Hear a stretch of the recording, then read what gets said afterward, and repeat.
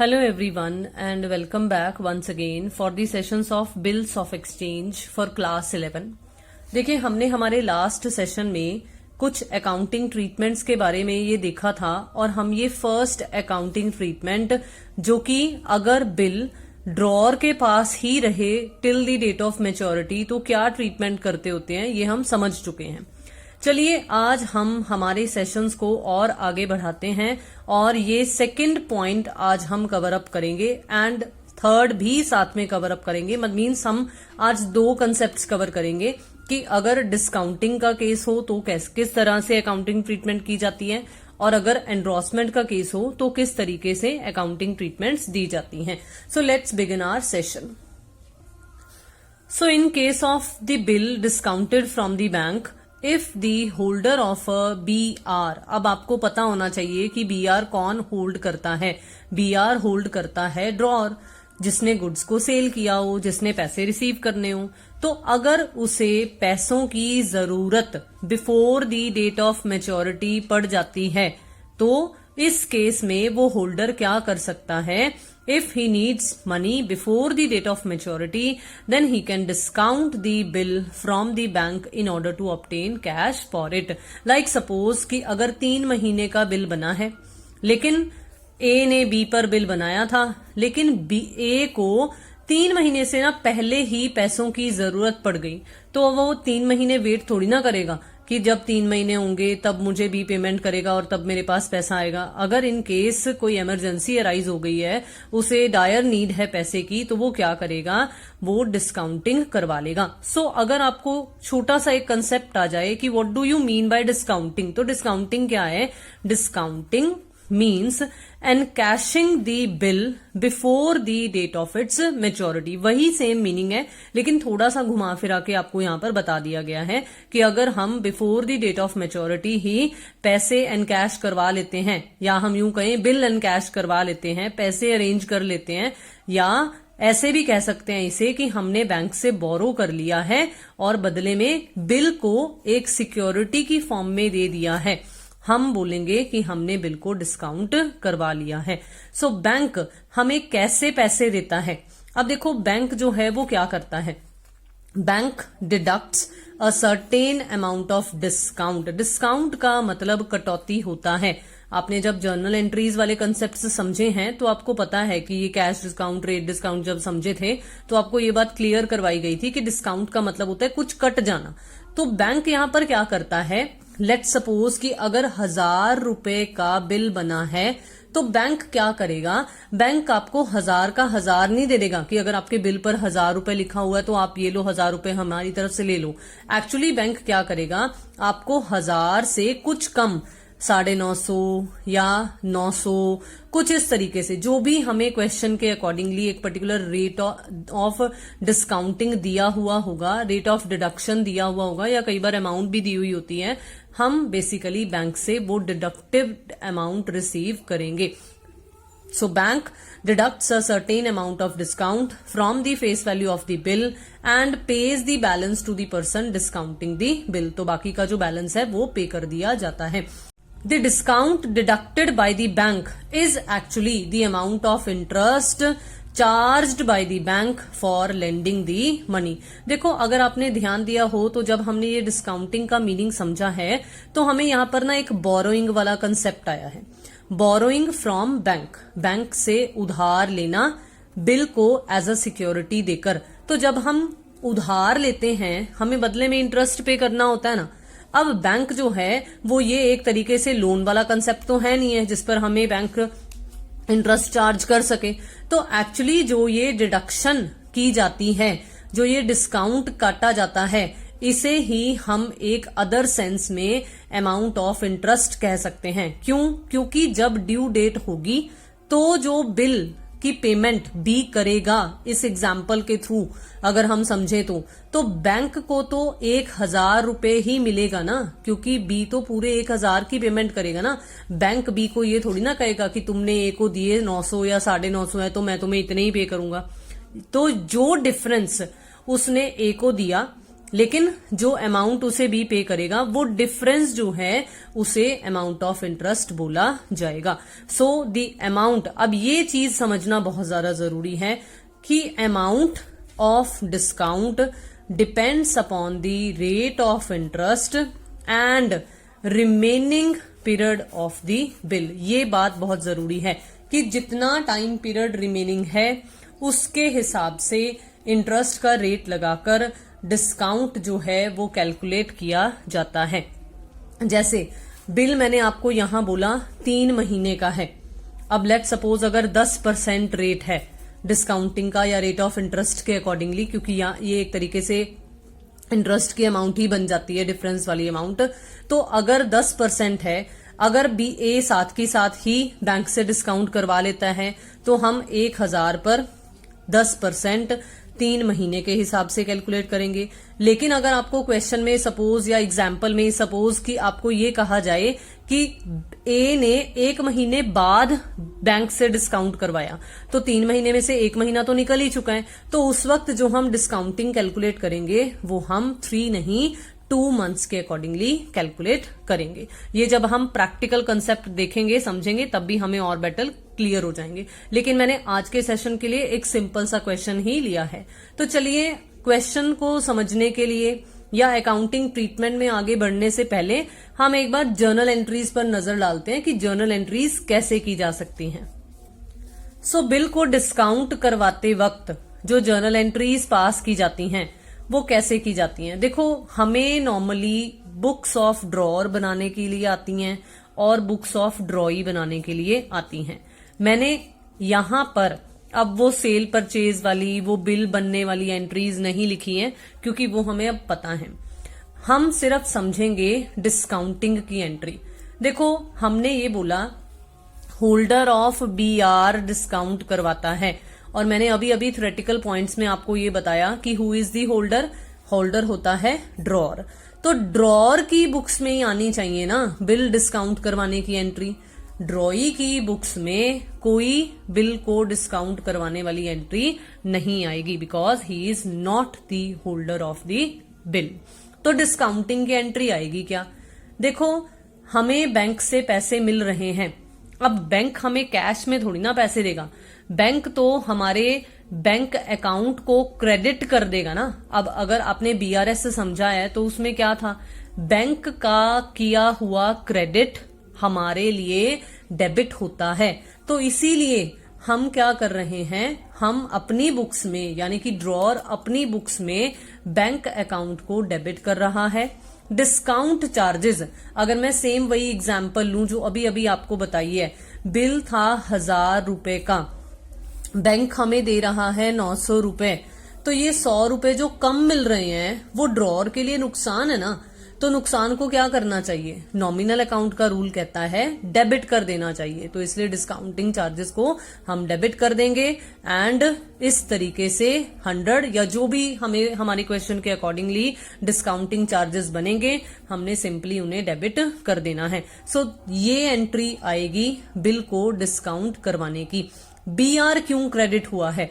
देखो, जब बिल बन रहा था हमने तब बीआर को डेबिट किया था ड्रॉर की बुक्स में, तो अब वही बिल हमारी तरफ से बाहर जा रहा है, तो क्रेडिट व्हाट गोज आउट, क्योंकि ये एसेट है ना बीआर बन रही ड्रॉर के लिए, तो इसलिए जब ड्रॉर के पॉइंट ऑफ व्यू से ये एसेट उसकी तरफ से बाहर निकल कर जा रही है तो वो क्रेडिट व्हाट गोज आउट का रूल लगाकर इस एसेट को क्रेडिट कर देगा। आई होप कि आपको ये डिस्काउंटिंग की एंट्री समझ में आई। अब क्या होगा, जब ड्यू डेट आएगी, मतलब जब बिल मैच्योर होगा, जब बिल मैच्योर होगा तो ड्रॉई इस बिल की पेमेंट करेगा। अब पेमेंट की देखो वही एंट्री है जो हमने हमारे फर्स्ट केस में भी समझी थी। बिल्स पेबल इसकी लाइबिलिटी बनी थी जब ओपन हुआ था, अब वो अपनी लाइबिलिटी को पे ऑफ कर रहा है तो उल्टा कर देगा, यानी कि बिल्स पेबल को डेबिट कर देगा और बैंक अकाउंट क्रेडिट हो जाएगा, क्योंकि जनरली बैंक के थ्रू ही ट्रांजैक्शंस होती हैं, तो इसलिए ये टू बैंक अकाउंट कर देगा। अब देखो, हमने ये बोला कि हम ज्यादातर ड्रॉर्स और ड्रॉई की बुक्स ही बनाते हैं, ड्रॉर और ड्रॉई की बुक्स ही बनाते हैं। तो ड्रॉर की बुक्स में क्या इस टाइम पीरियड पर, मतलब डेट ऑफ मेच्योरिटी के टाइम जब बी पेमेंट कर रहा है या ड्रॉई पेमेंट कर रहा है, तब कोई एंट्री आनी चाहिए? ऑब्वियसली है, कोई एंट्री नहीं आनी चाहिए। बैंक करेगा अपने खातों में ये एंट्री, बैंक करेगा, अपने बैंक खाते को बढ़ाएगा। क्यों? क्योंकि वो होल्डर है बिल का। अब ड्रॉर तो होल्डर ऑफ बिल रहा ही नहीं, उसकी तरफ से तो बिल बैंक के पास चला गया, तो इसलिए ड्रॉर की बुक्स में कोई एंट्री नहीं आएगी। तो चलिए अब एक प्रैक्टिकल क्वेश्चन देखते हैं। हरियाणा एडिशन के अकॉर्डिंगली सिलेबस को कवर करती हुई जो डीके गोयल की बुक है, उसमें पेज नंबर 18.63 पर हमारे पास ये क्वेश्चन नंबर 6 अवेलेबल है। क्योंकि मैं ऑलरेडी आपको बता चुकी हूं कि आज के लिए मैंने सिंपल सा ही एक क्वेश्चन लिया है, तो इसलिए देखते हैं कि इसमें क्या है। On 15 February 2019, X sold goods to Y for 60,000. On the same day, Y accepted a bill drawn upon by him by X for 3 months for rupees 60,000. X ने इमीडिएटली इस बिल को 15% पर एनम के हिसाब से, ये चीज जरूर देखनी है साथ में कि पर एनम लिखा हुआ है या नहीं, तो पर एनम के हिसाब से बैंक से डिस्काउंट करवा लिया है। वाई ने मेच्योरिटी डेट पर बिल पे भी कर दिया है, मेट कर दिया है। हमने बोथ दी पार्टीज की बुक्स में जर्नल एंट्रीज पास करनी है। तो चलिए देखते हैं कि एक्स और वाई की बुक्स में क्या जर्नल एंट्रीज होंगी। देखिए सबसे पहले हम एक्स की बुक्स देखेंगे कि एक्स की बुक्स में किस तरह से जर्नल एंट्रीज होंगी। जैसे प्रॉपर जर्नल का परफॉर्मा बनाया जाता है वैसे ही बनाया जाएगा। 15 फरवरी को एक्स ने वाई को गुड्स सेल की हैं, तो एक्स की बुक्स में क्या जर्नल एंट्री आएगी? एक्स की बुक्स में आएगी वाई अकाउंट डेबिट या Y's account debit to sales account goods sold to Y 60,000। इसे लाइन लगाकर क्लोज भी किया जा सकता है। देन इसी सेम डेट को बिल भी बन गया है, जिसे वाई ने एक्सेप्ट भी कर लिया था। तो अब बिल बनने पर हमें पता है कि ड्रॉर की बुक्स में क्या एंट्री आती है, बीआर अकाउंट डेबिट हो जाता है, और जिसने बिल को एक्सेप्टेंस दी हो, मतलब जो ड्रॉई होगा, सिंपल सी बात है, उसे यहां पर क्रेडिट कर दिया जाएगा। वाई यहां डेबिट हुआ था, वाई यहां पर क्रेडिट हो गया, तो इसका अकाउंट भी क्लोज हो गया। तो इस तरीके से ये फर्स्ट 2 एंट्रीज आएंगी एक्स की बुक्स में। चलिए अब हम एक बार वाई की बुक्स देखते हैं और फिर देखते हैं कि जब एक्स इसे डिस्काउंट करवाएगा बिल को तो क्या होगा।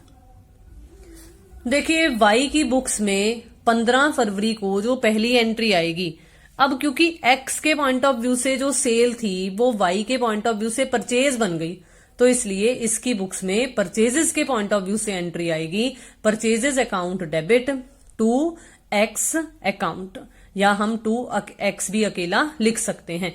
तो 60,000 ये फर्स्ट एंट्री वाई की बुक्स में आएगी। फिर सेकेंड एंट्री सेम इसी डेट को बिल बनने वाली, जो कि इसके पॉइंट ऑफ व्यू से बिल्स पेबल है, जो कि एक लाइबिलिटी होता है, तो इसकी बुक्स में बनेगा जो एक्स पहले क्रेडिट हुआ है वो अब डेबिट हो जाएगा और बिल्स पेबल नाम की एक लाइबिलिटी ओपन हो जाएगी। देखो बहुत ही सिंपल सा कंसेप्ट होता है। पहले तो एक्स जो है वो क्रेडिट था इसके बुक्स में, जो कि ये बता रहा था कि एक्स नाम का एक क्रेडिटर है, वो भी एक लाइबिलिटी होता है ना, क्रेडिटर भी। लेकिन अब एक्स की जगह किसने ले ली? बिल्स पेबल ने ले ली। ठीक है, बिल्स पेबल नाम की एक लाइबिलिटी ओपन हो गई किसकी बुक्स में? वाई की बुक्स में। अब देखिए, अब हमें ये कहा गया था कि एक्स ने इमीडिएटली बिल को डिस्काउंट करवा लिया, तो एक्स की बुक्स में बिल को डिस्काउंट करवाने की क्या एंट्री होगी? सेम यही डेट, क्योंकि इमीडिएटली डिस्काउंटिंग करवा ली गई है। एंट्री मैंने अभी अभी आपको शो की थी, bank account debit discounting charges account debit to bills receivable account. चलिए अब देखते हैं कि इस 60,000 पर, क्योंकि इमीडिएट डिस्काउंट करवाया गया है, तो 3 महीनों का बिल था एज पर क्वेश्चन, और हमें 15% का रेट बता रखा था। तो देखते हैं कि कैसे ये कैलकुलेशन कर हमारे पास डिस्काउंटिंग चार्जेस आए हैं। देखो कुछ इस तरीके से ये कैलकुलेशन की जाएगी डिस्काउंट चार्जेस की, और जैसे आप सिंपली मैथ्स में वो P into R into T वाला कंसेप्ट फॉलो करते होते हो ना, बिल्कुल वही कंसेप्ट फॉलो कर हमने ये डिस्काउंट कैलकुलेट कर दिया है। अब क्या होगा, जब 3 महीने बाद ड्यू डेट आएगी, 15 फरवरी को जो बिल बना है वो ड्यू होगा 18 मई को, क्यों? क्योंकि 3 डेज ग्रेस के भी ऐड करने होते हैं हमने साथ में, तो उसकी एंट्री सिर्फ और सिर्फ वाई की बुक्स में आएगी क्योंकि इसने पेमेंट करनी है। ये भी कंसेप्ट हमने अभी अभी देखा है कि ड्रॉई की बुक्स में पेमेंट करने की एंट्री आती है लेकिन ड्रॉअर की बुक्स में नहीं आती क्योंकि अब बिल उसके पास नहीं रहा, अब बिल बैंक के पास चला गया। तो एंट्री आएगी bills payable account debit to bank account, 60,000 की ये पेमेंट वाई के द्वारा कर दी जाएगी। सिर्फ आपको अच्छे से एक्सप्लेन करने के लिए हम अगर गुड मार्क्स गेन करना चाहते हैं तो इसलिए जरूरी है कि हम नोट्स की फॉर्म में अपने आंसर को जितना एक्सप्लेन कर सकें उतना बेटर है। तो एक ये नोट लिख दिया गया है, 2 नोट्स लिखे गए हैं कि there will be no entry of getting the bill discounted in the books of Y. जैसे कि मैंने आपको जब थ्योरेटिकल पॉइंट ऑफ व्यू से एक्सप्लेन किया है तो मैंने नो एंट्री लिखा था ड्रॉई की बुक्स में, तो उसे हमने यहां पर एक नोट की फॉर्म में एक्सप्लेन कर दिया। बिल्कुल इसी तरीके से there will be no entry of receiving the due amount on maturity by X because the bill belongs to bank on due date, या आप इसे ऐसे भी लिख सकते हैं कि because X is no more the holder of bills receivable. तो इस तरीके से हमारा ये जो क्वेश्चन है बैंक से बिल डिस्काउंट करवाने वाला, ये अटेम्प्ट किया जाएगा। चलिए अब देखते हैं केस नंबर 3। हम 2 केसेस कर चुके हैं, अब हम आज ही के सेशन में तीसरा केस भी देखेंगे, एंड्रोसमेंट वाला। देखो, एंड्रोसमेंट एक्सप्लेन करने से पहले ना आपको ये छोटा सा एक कंसेप्ट ना नेगोशिएशन के बारे में बताया गया है, क्योंकि ये जो बिल्स ऑफ एक्सचेंज नाम का इंस्ट्रूमेंट एक्चुअली होता है ये ना नेगोशिएबल इंस्ट्रूमेंट एक्ट के अंडर कवर अप किया जाता होता है। तो यहां पर ना आपको पहले छोटा सा ना नेगोशिएशन का मीनिंग बता रखा है कि क्या होता है। नेगोशिएशन का मीन्स होता है transfer of bills of exchange to another person in such a manner that the transferee of the bill becomes its holder. अब सबसे पहले तो आपको ये पता होना चाहिए कि भाई ये ट्रांसफरी कौन होता है। देखो, जैसे अभी तक जैसे मैंने आपको एग्जांपल्स दी हैं उसमें मैंने आपको ए और बी का एक्सप्लेन किया था कि ए ने बी पर बिल बनाया था, बी ने एक्सेप्ट कर दिया और ए को वापस कर दिया। लेट सपोज कि ए ने ना आगे ये बिल, जैसे बैंक से डिस्काउंट करवाने वाला कंसेप्ट है, अब ये बंदा क्या कर रहा है, अब ये ड्रॉअर क्या कर रहा है, ये ना सी को आगे बिल ट्रांसफर कर रहा है, तो ये बन जाएगा ट्रांसफरर और ये बन जाएगा ट्रांसफरी। तो आपको यहां पर जो ये मीनिंग नेगोशिएशन का समझाया गया है, एक्चुअली ये कह रहा है कि जब बिल ऑफ एक्सचेंज किसी और पर्सन को ट्रांसफर किया जाता है तो इस तरीके से ट्रांसफर किया जाए कि जो ट्रांसफरी है, मतलब जिसे ट्रांसफर किया गया है, वो इसका होल्डर बन जाए और who has the right to possess the bill in his own name and to recover the amount mentioned therein from the concerned parties. तो मतलब सी के पास फिर ये हक आ जाएगा, ट्रांसफरी के पास ये हक आ जाएगा कि उसका नाम उस बिल पर हो जाएगा और वो ड्यू डेट पर बिल की पेमेंट जो है वो क्लेम भी कर सकता है। अब what are the different modes of negotiation? 2 तरीके हैं जिससे बिल्स ऑफ एक्सचेंज को नेगोशिएट यानी कि ट्रांसफर किया जा सकता है। नेगोशिएशन का सिंपल मीनिंग ट्रांसफर से है, तो 2 तरीके से ट्रांसफर किया जा सकता है या हम कहेंगे नेगोशिएट किया जा सकता है। एक है नेगोशिएशन बाय डिलीवरी और एक है negotiation by endorsement and delivery. तो ये सिंपल मियर डिलीवरी वाले केस में क्या है, when a bill of exchange is payable to bearer it may be negotiated by mere delivery. A bearer instrument does not require the signature of the transferor. अब मैंने अभी अभी आपको बताया है कि ट्रांसफरर कौन होता है। हम सिंपल मीनिंग ये कह सकते हैं कि एक बेयरर इंस्ट्रूमेंट होता है जिस पर ना कोई ऐसा स्पेसिफिक नेम नहीं लिखा हुआ होता है कि जैसे बेयरर चेक्स होते हैं तो उसी तरीके से है कि जिसके पास वो डॉक्यूमेंट गया उसी का हो गया। तो यहां पर है कि बिल्स ऑफ एक्सचेंज अगर बेयरर है तो उस केस में ट्रांसफरर को, जब वो ट्रांसफरी को मतलब किसी थर्ड पार्टी को, अनदर पर्सन को ट्रांसफर कर रहा है तो उसे उस पर साइन करने की जरूरत नहीं है। सिर्फ मियर हैंडओवर करने से, मियर डिलीवरी ऑफ द इंस्ट्रूमेंट करने से नेगोशिएशन कंप्लीट हो सकती है। Transfer of the instrument, transfer of bills of exchange complete हो सकती है। लेकिन अगर नेगोशिएशन बाय एंडोर्समेंट और डिलीवरी भी हो तो इस केस में क्या होता है, जब एक bills of exchange payable to bearer नहीं है, जब वो payable to a specified person है या उसके ऑर्डर के अकॉर्डिंगली है, मतलब आप सिंपल ये कह सकते हो कि जब जो बिल्स ऑफ एक्सचेंज बना है ना, जैसे आपको स्पेसिमेन शो किया गया था कि उसमें ना नाम लिखा हुआ है स्पेसिफिक पर्सन का, तो वो बियरर इंस्ट्रूमेंट नहीं रहा क्योंकि उसमें स्पेसिफाइड पर्सन का नाम लिखा हुआ है। तो इसलिए ऐसे बिल को अगर नेगोशिएट करना है तो it can be negotiated only by endorsement and delivery. और अब एंडोर्समेंट का मतलब क्या बन गया कि इस पर साइन होने चाहिए। अब साइन किसके होंगे, अब आप खुद अंदाजा लगाओ कि यहां आपको ये कहा गया था कि ट्रांसफरर के साइन नहीं जरूरी होते हैं, यहां आपको लिखा नहीं हुआ, लेकिन अब आपको पता चल जाना चाहिए कि आपको एक्चुअली ट्रांसफरर के साइन का ही यहां पर जिक्र किया जा रहा है कि अगर ए ने बी पर पहले ऐसा बिल बनाया है जिसमें ए का नाम मेंशन है, दैट मीन्स वो payable to a specified person या टू हिज ऑर्डर है, तो उस केस में अगर वो बंदा आगे फर्दर ट्रांसफर करना चाहता है किसी अनदर पर्सन को तो उसे उस बिल पर साइन भी करने पड़ेंगे ताकि नेगोशिएशन जो ट्रांसफर है वो कंप्लीट हो सके। तो आई होप कि आपको छोटा सा ये थ्योरेटिकल पॉइंट ऑफ व्यू से मीनिंग समझ में आया। और बहुत ही सिंपल से टर्म्स में कहूंगी कि आपको एंडोर्समेंट का मतलब भी पता चल गया होगा। तो चलिए जल्दी से फटाफट से इसे भी रीड आउट कर देते हैं ताकि ये भी थ्योरेटिकल पॉइंट ऑफ व्यू से हमारा कवर अप हो जाए कि एंडोर्समेंट ऑफ बिल क्या होता है। Endorsement means signing the bills of exchange for the purpose of transferring it to another. Same वही मीनिंग जो अभी अभी हमने इस पॉइंट में पढ़ा है। Next, the holder of a bills receivable can endorse the bill to another person by putting his signature at the back of the bill। ये चीज MCQ, फ्रंट में नहीं, हमने बैक ऑफ द बिल में sign करने हैं। The person endorsing the bill is known as endorser. जैसे मैंने आपको यहाँ ट्रांसफरर और ट्रांसफरी वाला कंसेप्ट बताया था, बिल्कुल वही सेम कंसेप्ट है कि वो बंदा एंडोर्सर बन जाएगा। एंड वो person to whom the bill is endorsed, जिसे बिल ट्रांसफर किया गया है वो कौन बन जाएगा, वो एंड्रोसी बन जाएगा। An endorsee may again endorse the bill. अब ये भी है कि सी आगे डी को भी ट्रांसफर कर सकता है। And the process may continue to any extent, किसी भी हद तक, किसी भी एक्सटेंट तक, कितने भी बंदों से आगे आगे ट्रांसफर हो सकता है। और जो person date of its maturity पर बिल को होल्ड करेगा वो इसकी पेमेंट पाने का हकदार बन जाएगा।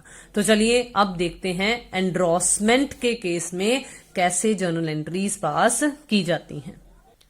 अब देखो, अब इस केस में ना आपको 3 पार्टीज की बुक्स बनाने के लिए कहा जा सकता है।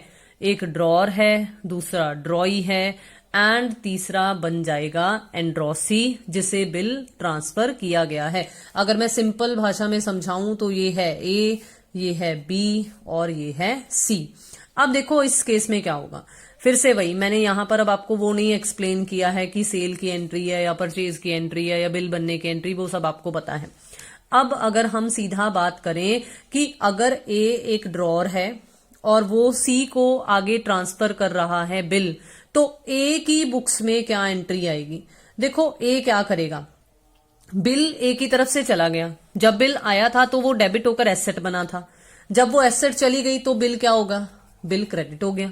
ठीक है, अब डेबिट द रिसीवर, ये सी एक पर्सन है जिसे अब बिल रिसीव हो गया है, तो ए अपनी किताबों में उस एंड्रोसी को यानी कि उस सी को डेबिट कर देगा। तो जो एग्जाम्पल के पॉइंट ऑफ व्यू से हम समझें तो एंट्री बन जाएगी C account debit to bills receivable. अगर नॉर्मली हम समझें तो ड्रॉर अपनी बुक्स में क्या करेगा, एंड्रोसी को डेबिट कर देगा और बिल को क्रेडिट कर देगा। अब अगर मैं फिर से अब बात करूं ड्रॉई की बुक्स में, जैसे बिल डिस्काउंटिंग के केस में ड्रॉई की बुक्स में कोई एंट्री नहीं आई थी, बिल्कुल उसी तरीके से ही अब भी इसका कोई लेना देना नहीं है, क्योंकि ये ट्रांजैक्शन तो ए और सी के बीच में है। बिल्स रिसीवेबल को ये होल्ड नहीं कर रहा है, ये तो बिल्स पेएबल को पे करने वाला बंदा है, इसलिए इसकी बुक्स में कोई एंट्री नहीं आएगी। लेकिन अब अगर हम बात करें एंड्रोसी की, तो देखो बिल इसे मिल गया, तो इसका मतलब अब इसके पॉइंट ऑफ व्यू से वो बिल इसकी एसेट बन गया, तो एसेट्स का डेबिट बैलेंस होता है। बिल्स रिसीवेबल को ये डेबिट कर लेगा, और अब फिर से इसने जिस पर्सन से रिसीव किया है, इसने रिसीव किया है ए से, और ए पर ये लगाएगा debit the receiver and credit the giver वाला रूल, और देने वाला है ए, इसलिए ये ए को क्रेडिट द गिवर लगाकर क्रेडिट कर देगा। ठीक है, तो वो वाला रूल लगाया। तो सिंपल सी बात, फिर से अगर हम एंड्रोसी के पॉइंट ऑफ व्यू से समझें तो एंड्रोसी क्या करेगा, बिल्स रिसीवेबल को डेबिट कर लेगा और ड्रॉअर को क्रेडिट कर देगा। अब अगर ड्यू डेट आ जाए तो क्या होगा, मतलब जब ड्यू डेट आएगी तब ए के पास तो बिल है नहीं है, तो ए की बुक्स में कोई एंट्री नहीं। बी ड्रॉई है, ड्रॉई ने पेमेंट करनी होती है, तो देखो फिर से वही सेम एंट्री है, bills payable account debit to bank account. अब बिल किसके पास है, सी के पास है ना, तो सी अपनी बुक्स में अब एंट्री करेगा पैसे रिसीव करने की, जो कि होते हैं bank account debit to bills receivable account. देखो ये वाली एंट्री जब हमने केस 1 समझा था हमारे अर्लियर सेशन में, तब हमने ड्रॉअर की बुक्स में देखी थी। सेम यही एंट्री है, लेकिन वो अब ड्रॉअर की बुक्स में आने की बजाय एंड्रोसी की बुक्स में आ रही है। तो मुझे उम्मीद है कि ये थ्योरेटिकल पॉइंट ऑफ व्यू से आपको बहुत अच्छे से समझ में आया। हमारा सेशन थोड़ा सा लेंथी जरूर हो सकता है, लेकिन आपको बहुत अच्छे तरीके से समझ में आने वाला है। चलिए अब हम इस केस के बेसिस पर देखते हैं एक प्रैक्टिकल क्वेश्चन। सेम इसी पेज नंबर पर मैंने जो नेक्स्ट क्वेश्चन है वो कवर किया है एंडोर्समेंट के पॉइंट ऑफ व्यू से। So it is question number 7। इसमें आपको सेल परचेज से नहीं, बल्कि अमाउंट कितना ओ करता है कोई पार्टी, किसको कितना पैसा पे करना है उसने, ये यहीं से स्टार्टिंग आपको बता रखी है। सो बी ओड 20,400 टू ए, मतलब है कि बी ने ए को 20,400 की पेमेंट करनी थी। अगर आपको इस लाइन से, अगर आपको इस ओड वर्ड से समझ में नहीं आता, तो आप थोड़ा सा आगे क्वेश्चन पढ़ के देखो। 15 जनवरी 2019 को ही एक्सेप्टेड अ बिल, किसने एक्सेप्ट किया, बी ने, फॉर 20,000। बिल कितने के लिए बना है, 20,000 का, लेकिन पेमेंट कितने की थी, 20,400 की। फॉर 2 months, 2 महीने का बिल है, ड्रॉन बाय ए। अब जब ये ड्रॉन बाय ए वाला कंसेप्ट लिखा हुआ आ गया ना, तो आपको पता चल गया कि ए जो है वो ड्रॉअर है, क्योंकि बिल को ड्रॉ करने वाला ड्रॉअर होता है और एक्सेप्टेंस देने वाला एक्सेप्टर जो है वो ड्रॉई होता है। तो यहां पर आपको इस लाइन से क्लियर हो सकता है, अगर आपको ये फर्स्ट लाइन से क्लियर नहीं होता तो। ये पॉइंट देखिए, in full settlement of his debt, मतलब 20,400 की जगह सिर्फ 20,000 का जो बिल बन रहा है, तो 400 साथ में सेटल हो रहा है। तो देखेंगे कि एंट्री में इसका क्या इफेक्ट पड़ेगा। फिर है 18 जनवरी 2019 को ए ने ये बिल अपने क्रेडिटर सी को एंड्रोस कर दिया। 3 दिन का ही गैप है, मतलब हम यही मानेंगे कि साथ की साथ ही उन्होंने ट्रांसफर कर दिया है, लेकिन एंट्री 18 जनवरी के हिसाब से ही आएगी। बिल जो है वो ड्यूली मेट हुआ है डेट ऑफ मेच्योरिटी पर। देखो इसमें वैसे भी इतना सोचने की जरूरत नहीं पड़ती, क्योंकि इसमें कौन सा डिस्काउंट चार्जेस कैलकुलेट करने हैं हमने, जो हम ये देखें कि 3 दिन बाद किया है या 1 महीने बाद किया है। इसमें नहीं ऐसा कुछ भी कंसेप्ट आएगा। और आगे हमें क्या करने के लिए कहा गया है, हमें जर्नल एंट्रीज पास करने के लिए कहा गया है ए, बी और सी की बुक्स में। तो चलिए देखते हैं कि कैसे तीनों पार्टीज की बुक्स में जर्नल एंट्रीज पास की जाएंगी। देखें, आपको इजीली समझ में आए तो इसलिए मैंने इस बार इस क्वेश्चन में वो जर्नल एंट्री वाला परफॉर्मा नहीं बनाया है, बल्कि मैंने अपने पेज को ना 3 पोर्शंस में सेग्रीगेट कर दिया है। एक में ए, बी और सी, मतलब ताकि आपको साइड बाय साइड समझ में आ जाए कि किसकी बुक्स में कौन सी एंट्रीज आएंगी। सबसे पहले देखो, जो ट्रांजैक्शन हुई है वो ए और बी के बीच में हुई है, सी का तो कोई रोल ही नहीं है, तो इसलिए सी की बुक्स में मैंने कोई एंट्री नहीं पास की है। 15 जनवरी वाली, 15 जनवरी को बिल बना है और इन दी फुल सेटलमेंट ऑफ डेट बना है।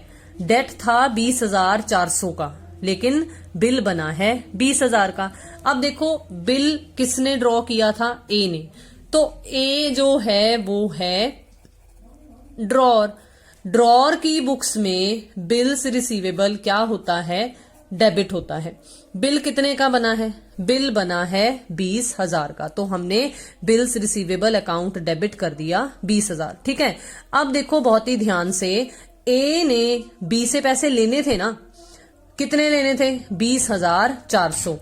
तो इसका मतलब जो बी है वो यहां पर क्रेडिट होगा, बिकॉज बिल को देने वाला, क्रेडिट द गिवर, बिल को देने वाला है बी, लेकिन बी से हमने लेने कितने थे पैसे, जितने बी के खाते में होंगे हमने फुल सेटलमेंट करनी है, तो हम बी को यहां पर क्रेडिट करेंगे 20,400 से। अब आप खुद सोचकर देखो, जिससे 20,400 लेने थे, हम उससे सिर्फ 20,000 का बिल ले रहे हैं, तो हम उसे 400 रुपए का डिस्काउंट अलाउ कर रहे हैं, तो इसलिए 400 का जो डिफरेंस है उसके लिए डिस्काउंट अलाउड अकाउंट को डेबिट किया जाएगा। तो ये जो जर्नल एंट्री है वो आएगी ए की बुक्स में। अब अगर हम इसी ट्रांजैक्शन के बेसिस पर बी की बुक्स में बात करें कि कैसे जर्नल एंट्री होगी, तो बी ने ए को पैसे देने थे, डेबिट द रिसीवर, ए को पैसे मिले हैं, ए को बिल मिला है, तो ए रिसीवर ऑफ बिल है, ए को वो डेबिट करेगा। लेकिन क्योंकि फुल सेटलमेंट का केस है तो वो ए के खाते को क्लियर करेगा ना, ए का खाता 20,400 से उसकी बुक्स में अपीयर कर रहा था, तो वो 20,400 यहां पर डेबिट करेगा। उसके पॉइंट ऑफ व्यू से जो 20,000 का बिल बना है वो उसका बिल्स पेबल है, उसकी लाइबिलिटी है, तो बी अपनी बुक्स में टू बिल्स पेबल अकाउंट 20,000 करेगा, जिसे 20,400 देने हों लेकिन 20,000 ही देने पड़े, वो वहां पर हमें 400 रुपए का डिस्काउंट दे रहा है। मतलब हम ये कह सकते हैं कि बी के पॉइंट ऑफ व्यू से अगर बात करें तो हमें 400 रुपए का डिस्काउंट रिसीव हो रहा है। तो कुछ इस तरीके से ये जर्नल एंट्री बी की बुक्स में आ जाएगी। अब हमें बताया हुआ था ट्रांजैक्शन के अकॉर्डिंगली कि 18 जनवरी को ये बिल ए ने सी को ट्रांसफर कर दिया। सी है एंड्रोसी। अब मैंने अभी अभी आपको एंड्रोसमेंट के केस में क्या कहा है कि ए यानी कि ड्रॉर एंड्रोसी को डेबिट करता है और जो बिल उसे मिला है उस बिल को वो पहले डेबिट किया है अब क्रेडिट कर देगा। तो एंट्री बन जाएगी C account debit to bills receivable account. क्योंकि बिल 20,000 का था तो यहां पर 20,000 से एंट्री आ जाएगी। लेकिन अब अगर हम बात करें सी की बुक्स में, सी को बिल मिल गया तो सी क्या करेगा, सी बिल्स रिसीवेबल को डेबिट कर कर अपनी एसेट शो कर देगा। और उसे ये बिल देने वाला कौन है, ए, तो वो ए को क्रेडिट कर देगा। अब 2 महीने का बिल था ये, 2 महीने बाद जब ड्यू डेट आएगी उसमें हम 3 डेज ग्रेस के भी ऐड करेंगे, तो ड्यू डेट बनती है 18 मार्च। अब 18 मार्च को बिल ए के पास तो है ही नहीं है, तो ए की बुक्स में कोई एंट्री नहीं है।